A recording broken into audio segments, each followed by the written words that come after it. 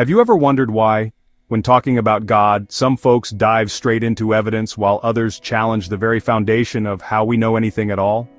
That's what today's all about: Christian presuppositional apologetics versus Christian evidential apologetics. So let's break them down, snappy style. Presuppositional apologetics says, before we talk about evidence, let's ask, what must be true for logic, science, and morality to even make sense? The idea?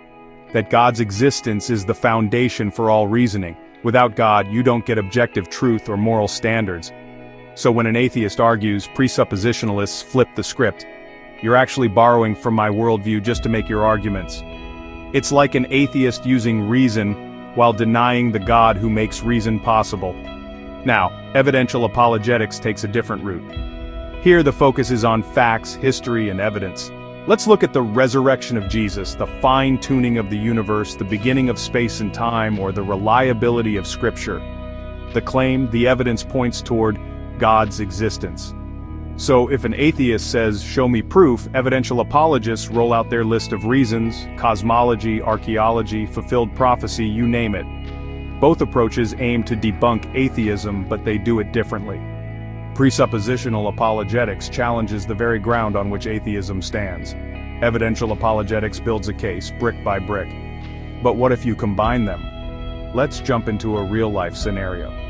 Imagine you're chatting with a skeptical friend over coffee. They say, I only believe in things that can be proven. God, not interested. You start presuppositionally. Hey, quick question, how do you know truth even exists? Why does logic work? Why do you trust your senses?